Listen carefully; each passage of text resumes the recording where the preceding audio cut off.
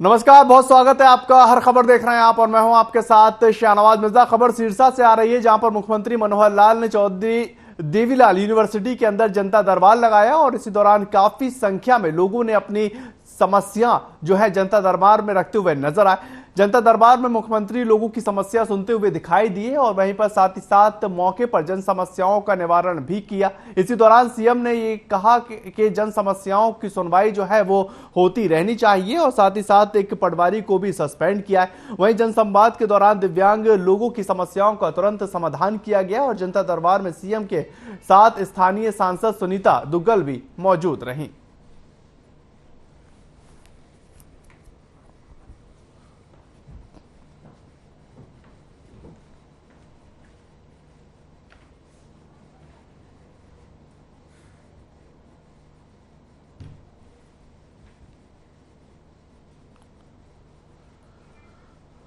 उधर पंजाब में मोहाली की प्राइवेट यूनिवर्सिटी के अंदर नहाते हुए छात्राओं की वीडियो वायरल का मामला अब तूल पकड़ता हुआ नजर आ रहा है और उसी को लेकर छात्राओं ने कैंपस के अंदर विरोध प्रदर्शन भी अपना दर्ज करवाया। मामले में पुलिस ने आरोपी छात्रा को गिरफ्तार कर लिया है और इसके अलावा पंजाब राज्य महिला आयोग की चेयरपर्सन ने कहा है कि वीडियो वायरल करने वाली छात्रा को गिरफ्तार कर लिया गया और इस पूरे मामले की लगातार जांच भी की जा रही है।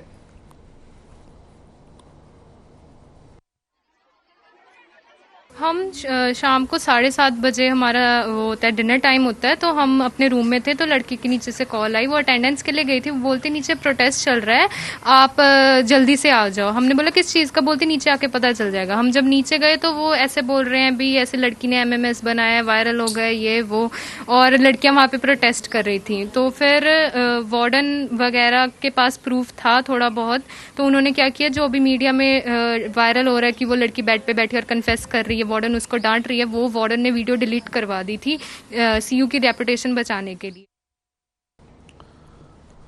तो वहीं पर इस पूरे मामले को लेकर पंजाब के ADGP गुरप्रीत देव और यूनिवर्सिटी के चांसलर RS बावा ने कहा कि इस पूरे मामले को लेकर भ्रम फैलाया जा रहा है और छात्रा पर आरोप लगे हैं, उसके मोबाइल की तलाशी ली जा चुकी है और इसमें आरोपी छात्रा की ही वीडियो और फोटो थी। बाकी किसी छात्रा की फोटो या वीडियो युवती के पास फोन में नहीं मिली है और साथ ही ये भी कहा कि जांच में किसी भी तरह की खुदकुशी की बात निकलकर सामने अभी तक नहीं आई है।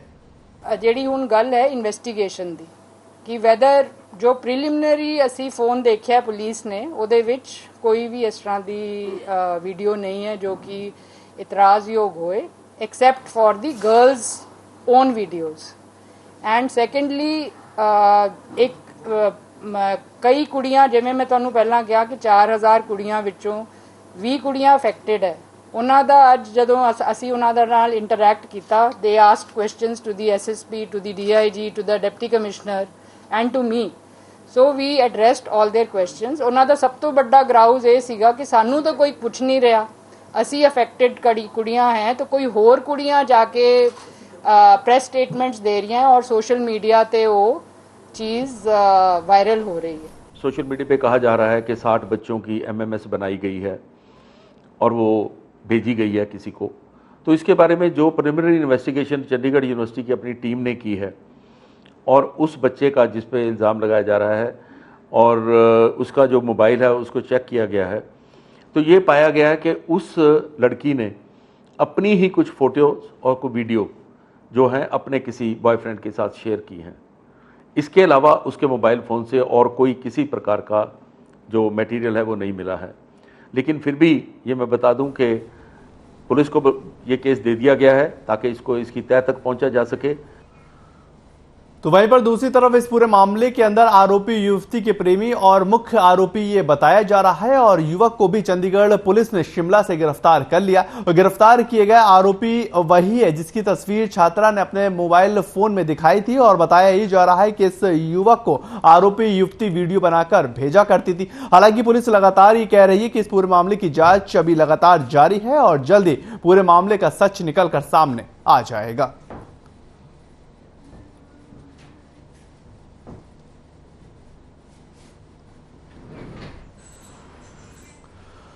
खबर रेवाड़ी से आ रही है, जहां पर आप पार्टी के प्रदेश प्रभारी और राज्यसभा के सांसद सुशील गुप्ता ने कथावाचक जया किशोरी के कार्यक्रम में शिरकत की है और सांसद सुशील गुप्ता ने कहा है कि उन्हें कार्यक्रम में आने का सुखद एहसास हुआ है और साथ ही प्रदेश सरकार के भगवत गीता के पाठ्यक्रम में शामिल करने के सवाल पर बोलते हुए वो कह रहे हैं कि सरकार पाठ्यक्रम में जो शामिल करना चाहे वो करे, लेकिन स्कूल बनाए। उन्होंने ये भी कहा कि कानून व्यवस्था को लेकर भी निशाना साधा और सांसद ने कहा कि हरियाणा में गुंडाराज और जंगल राज लगातार बढ़ता जा रहा है और प्रदेश में व्यापारी तक सुरक्षित नहीं। शिक्षा और स्वास्थ्य व्यवस्था पूरी तरह से चौपट होती नजर आ रही है और सरकार पंचायत चुनाव कराने में डर रही है। साथ ही साथ तीसरे मोर्चे के सवाल पर कहा कि जो मोर्चे तीसरा होगा उससे क्या उम्मीद लगाई जाए और आगे भी तमाम बातें रखते वो नजर आए हैं।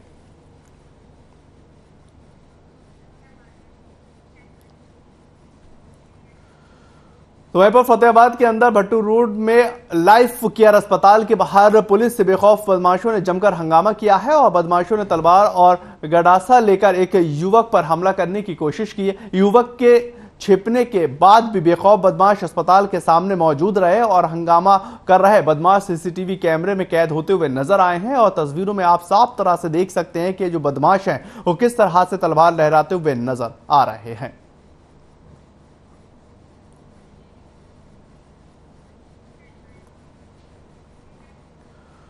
उधर भिवानी के गवर्नमेंट कॉलेज के बीए सेकेंड ईयर के छात्र मनीष की मौत से नाराज परिजन और ग्रामीणों ने भिवानी दिल्ली नेशनल हाईवे को जाम करते हुए इस पूरे मामले में आरोपियों की जल्द से जल्द गिरफ्तारी की मांग की है। और आपको बताएं कि भिवानी में 14 सितंबर को भिवानी में 25 से 30 छात्रों ने मनीष और उसके साथियों पर हमला कर दिया था और इस घटना में गंभीर रूप से वो घायल हो गए थे।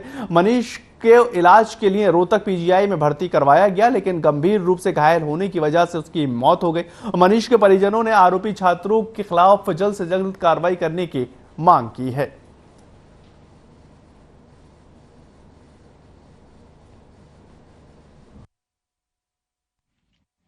14 तारीख में झगड़ा हुआ था जी, उसको बहुत ज्यादा चोट लग रही थी और प्रशासन ने कोई कार्रवाई नहीं करी।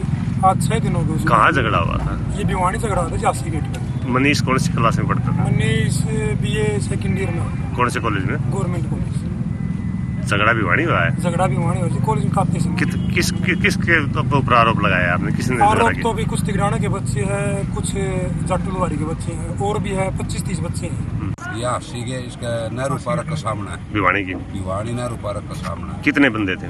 बंदे लगभग होंगे 20-25। और इसके साथी और इसके साथ कितने थे? इसके साथी 2-3 पिटाई में आ गए, 2-3 भाज गए थे। वो मतलब लड़ाई झगड़ा देख के भाग गए।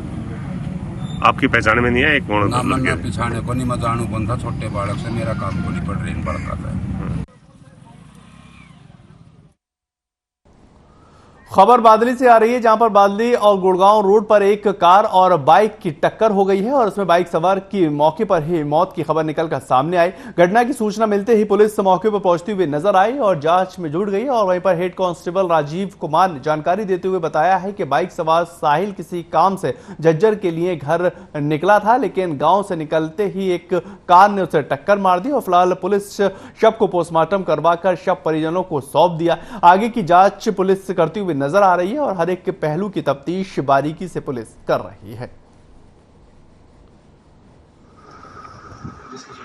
जिस सूचना पर हम मौका घटनास्थल पर पहुंचे थे, जो मौके पर दुर्घटनाग्रस्त बाइक मिली थी और जिस कार मोटरसाइकिल सवार का के जो पिता थे वो हमें मिले थे, जो पेशेंट को एसजीटी हॉस्पिटल ले जा रहे थे। फिर हम एसजीटी हॉस्पिटल गए, जहां पर पेशेंट के पिता ने संतराम सनो विजय कुमार निवासी मुंडा खेड़ा ने अपनी दरखास्त दी कि भाई मेरे लड़के की एक कार स्विफ्ट चालक ने टक्कर मारकर एक्सीडेंट कर दिया।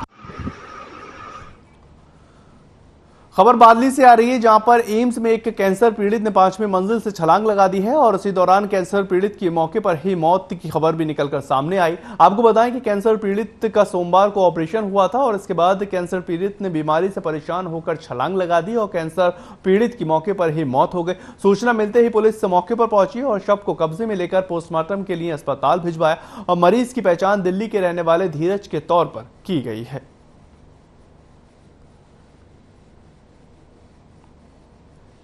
ये यूपी का रहने वाला था और अभी हाल में पश्चिमी दिल्ली में रहता है जी। और ये 7/9 को एडमिट हुआ था और सोमवार को इसका ऑपरेशन हुआ था जी। कैंसर से पीड़ित था। और कैंसर से पीड़ित होने के कारण ये हमेशा टेंशन में रहता था और उसी टेंशन की वजह से इसने इमरजेंसी की 5th फ्लोर से कूद के अपनी जान दी थी। पोस्टमार्टम के लिए बहादुरगढ़ भेज दिया।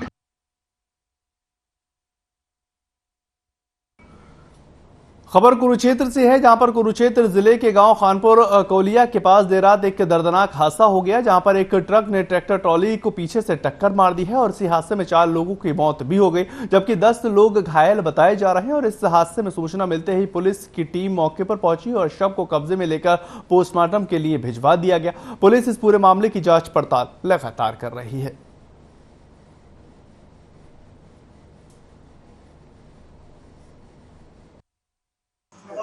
ये वाल्मीकि समाज के कुछ व्यक्ति, जिनमें कुछ औरतें और बच्चे भी थे, अपने गांव पिंडारसी से चले थे, जिनमें कुछ शुद्ध माजरा के और बैसी माजरा के भी थे, शुद्ध माजरा के भी हैं 1-2।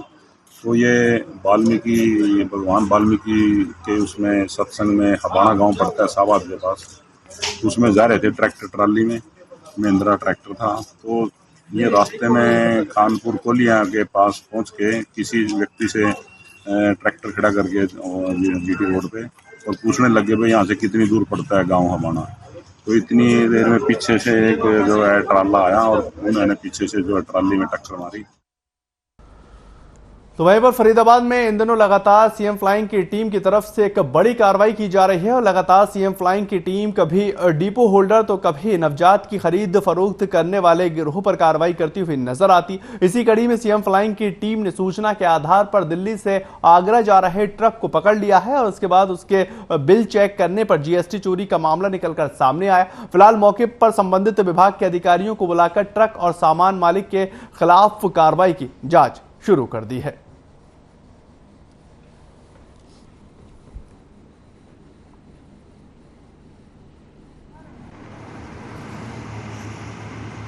दिल्ली से उत्तर प्रदेश की तरफ जाने वाले कुछ ट्रक्स में जीएसटी चोरी का माल होने की संभावना है। इस आधार पर सीकरी चौकी पे जो है ना, जब चेकिंग की गई संबंधित विभाग के साथ, तो वहाँ पे एक ट्रक रोका गया। तो उसमें संभावना है कि जीएसटी चोरी के कुछ माल हैं। तो उसमें जो AETO जो जीएसटी हैं, उन्होंने उसका चालान कर दिया है और उसको पार्क कर दिया गया है यार्ड में। अब उसका प्रॉपर टीम बनेगी और उसको चेकिंग की जाएगी और जो भी नियमानुसार कार्रवाई उसके बाद जीएसटी विभाग, कराधान विभाग जो है वो करेगा। तो वहीं पर इंद्री के भूटान खेड़ी में शांति को भंग करने का मामला निकलकर सामने आ रहा है और बताया ये भी जा रहा है कि शरारती तत्वों ने शिव मंदिर का नाम भूटाना खेड़ी से बदलकर बतान खेड़ी कर दिया और इसी को लेकर दोनों पक्ष सामने सामने आते दिखाई दिए। सूचना पुलिस को दी गई और पुलिस मौके पर पहुंची और मामले को शांत करवाती नजर आई। इसके बाद ग्रामीणों का कहना है कि कुछ शरारती लोगों ने गांव के अंदर शिव मंदिर का नाम भूटाना खेड़ी से बदलकर बतान खेड़ी कर दिया है और इससे गांव के अंदर भाईचारा खराब होता हुआ नजर आ रहा है। ग्रामीणों ने यह भी कहा कि ऐसे लोगों के खिलाफ सख्त से सख्त कार्रवाई होनी चाहिए ताकि गांव में अमन और शांति बनी रहे।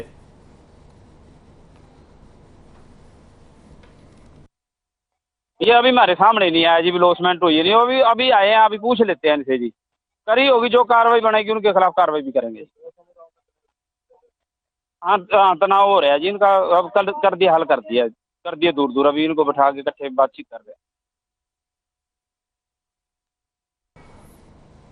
खबर इंद्री से है, जहां पर सोमवार को ई-नेम प्राणी के विरोध में मंडियों में अनिश्चितकालीन हड़ताल रहेगी और हड़ताल के दौरान अन्य मंडियों की तरह इंद्री मंडी में भी किसी प्रकार की फसल की बोली नहीं होगी और ना ही कोई लेन देन की जानकारी होती नजर आई। हड़ताल को लेकर रविवार को इंद्री अनाज मंडी में आड़तियों की मीटिंग हुई है और मीटिंग की अध्यक्षता अनाज मंडी आड़ती एसोसिएशन के प्रधान हिस्सम सिंह ने की है और साथ ही इस हड़ताल को राइस मिल्स एसोसिएशन और किसान यूनियन ने समर्थन किया है।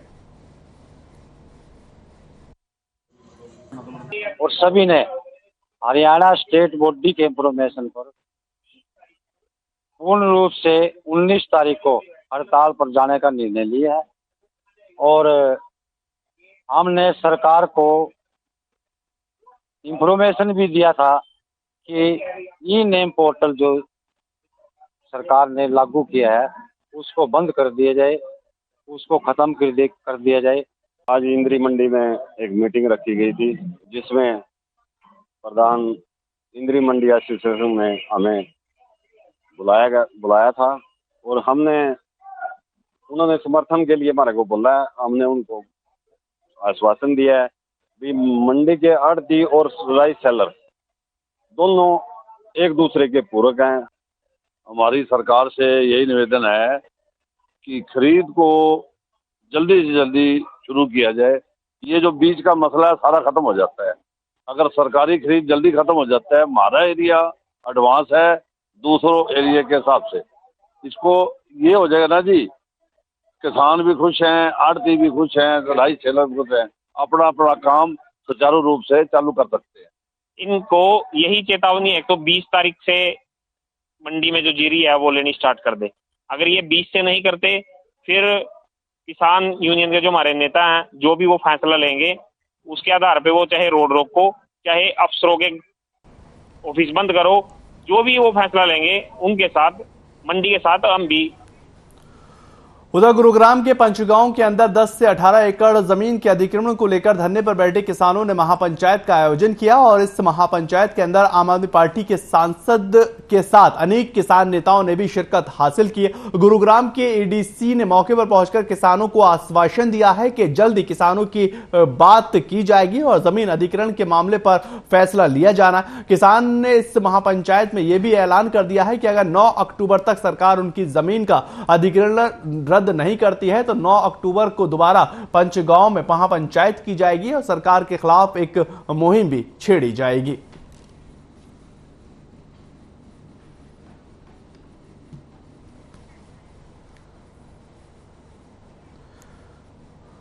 उधर खबर नारनौल से आ रही है जहां पर टैगोर सीनियर सेकेंडरी स्कूल में Krishna welfare and charitable trust की तरफ से सीईटी की प्रतियोगिता परीक्षा करवाई गई और इसमें सैकड़ों बच्चों ने भाग लिया है और साथ ही इस परीक्षा में पहले, दूसरे और तीसरे स्थान पर आने वाले प्रतिभागियों को इनाम देकर सम्मानित भी किया गया। वहीं आयोजकों ने विनोद कुमार ने कहा है कि हरियाणा सरकार की तरफ से दोबारा सीईटी की परीक्षा ली जाएगी और ये परीक्षा इसलिए ली गई है ताकि बच्चे अपनी तैयारियों का आकलन कर पाएं।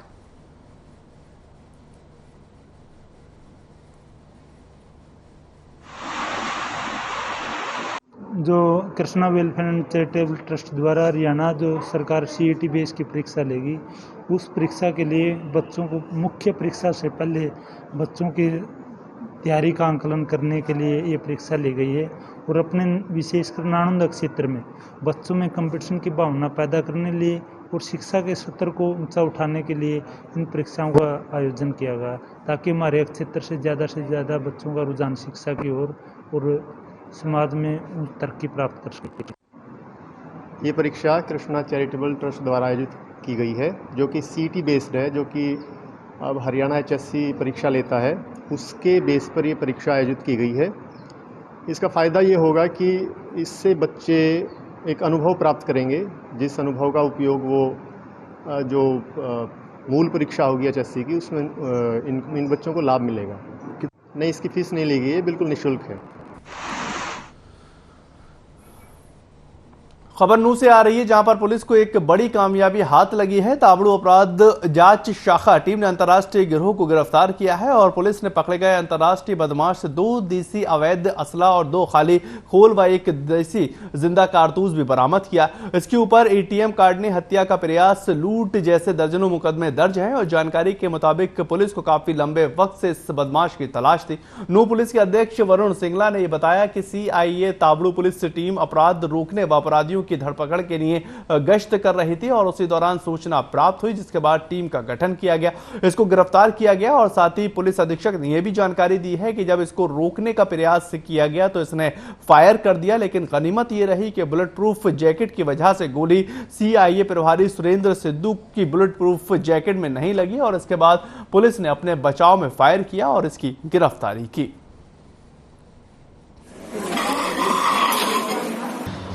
शाह चौका से के नज़दीक फलंदी गांव के उस रास्ते पर मौजूद मिल सकता है, जिस पर हमारी टीम के द्वारा तुरंत रेड की गई और इसका पीछा किया गया। टीम को पीछा करते देख इसके द्वारा फायर किए गए, जो बचाव में हमारी टीम के द्वारा भी फायर किए गए और उस मुठभेड़ में इसको एक पैर में गोली लगी है। इसको तुरंत उपचार के लिए मांडीखेड़ा अस्पताल सरकारी में लेके जाया गया और इसके खिलाफ संबंधित धाराओं में मुकदमा दर्ज किया गया है।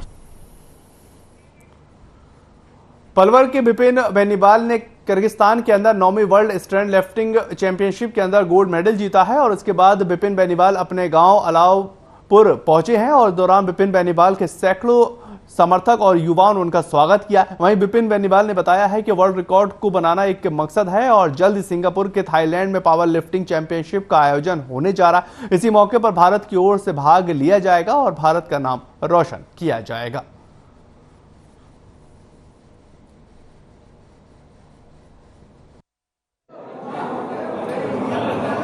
स्पोर्ट्स मिनिस्ट्री है उसने ऑर्गेनाइज की थी और 8 देशों ने इसमें भाग लिया था और लगभग पिछले 2 महीने से मैं कंटिन्यू मेहनत कर रहा हूँ इस गेम के लिए। ये वर्ल्ड चैंपियनशिप है, जो इसकी डेट अनाउंस हुई थी वो 2 महीने पहले होगी थी, तो तब से मैं मेहनत कर रहा हूँ और 8 ही देशों के पार्टिसिपेंट थे जिनके साथ मेरी फाइट हुई है और लगभग जो मैंने लिफ्ट मारी है वो 182.5 की थी, जो कि एक वर्ल्ड रिकॉर्ड था 182.5 जिसे मैंने टच किया है।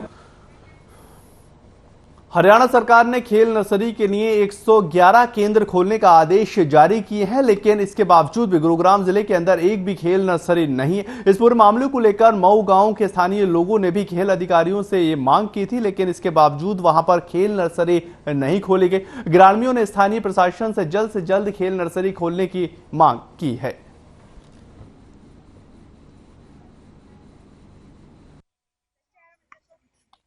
मैं मऊ लोकरी स्टेडियम में प्रैक्टिस करती हूँ। मेरा लक्ष्य यह है कि मैं देश के लिए खेलना चाहती हूँ। हम सभी यहाँ लड़कियों को कोचिंग कराते हैं निःशुल्क। इस दौरान हमने सबसे पहले तो मोदी साहब को हार्दिक जन्मदिन की हार्दिक बधाइयाँ देना चाहता हूँ। उसके बाद हमने काफ़ी कोशिश की है कि लड़कियों को उच्च लेवल तक उठाया जाए। काफ़ी लड़कियों ने हमारा नाम रोशन किया और इस गाँव का नाम रोशन किया है।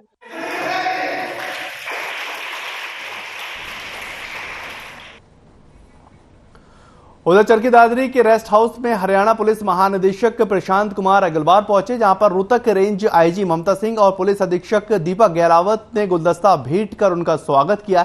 आपको बताएं कि रेस्ट हाउस में पहुंचने पर पुलिस महानिदेशक प्रशांत कुमार अग्रवाल को पुलिस टीम ने गार्ड ऑफ ऑनर दिया और पुलिस महानिदेशक प्रशांत कुमार अग्रवाल ने रोहतक रेंज के पुलिस अधिकारियों के साथ समीक्षा बैठक की।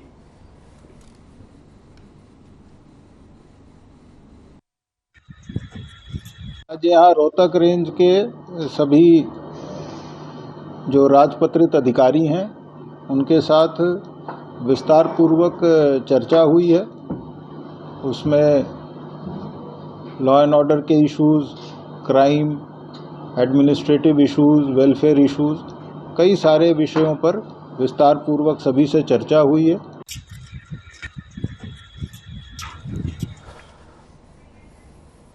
चलिए फिलहाल इस बुलेटिन में इतना ही। ज्यादातर खबरों के लिए आप लगातार बने रहे हर खबर के साथ।